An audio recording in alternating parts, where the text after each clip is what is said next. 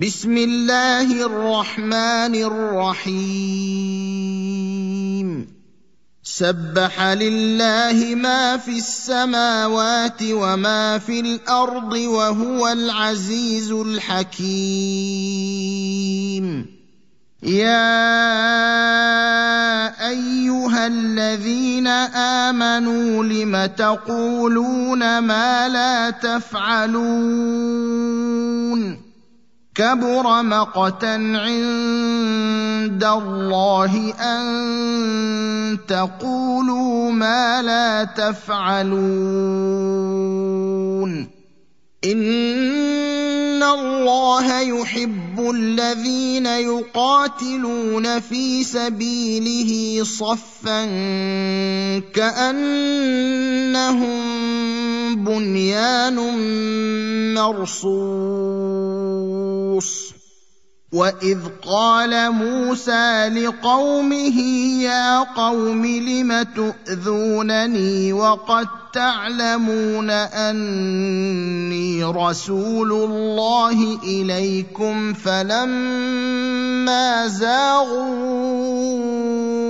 أزاغ الله قلوبهم والله لا يهدي القوم الفاسقين وإذ قال عيسى ابن مريم يا بني إسرائيل إني رسول الله إليكم مصدقا لما بين يدي من التوراة ومبشرا برسول يأتي من بعد اسمه أحمد فلما جاءهم بالبينات قالوا هذا سحر مبين ومن أظلم ممن افترى على الله الكذب وهو يدعى إلى الإسلام والله لا يهدي القوم الظالمين يريدون ليطفئوا نور الله بأفواههم والله متم نوره ولو كره الكافرون هو الذي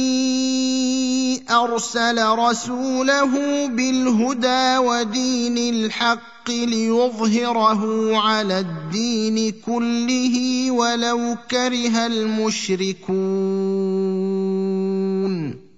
يا أيها الذين آمنوا هل أدلكم على تجارة تنجيكم من عذاب أليم تؤمنون بالله ورسوله وتجاهدون في سبيل الله بأموالكم وأنفسكم ذلكم خير لكم إن كنتم تعلمون يغفر لكم ذنوبكم ويدخلكم جنات تجري من تحتها الأنهار ومساكن طيبة في جنات عدن ذلك الفوز العظيم وأخرى تحبونها نصر من الله وفتح قريب وبشر المؤمنين يا أيها الذين آمنوا كونوا أنصار الله كما قال عيسى ابن مريم للحواريين من أنصاري إلى الله قال الحواريون نحن أنصار الله فآمنت طائفة من بني إسرائيل وكفرت طائفة فأيدنا الذين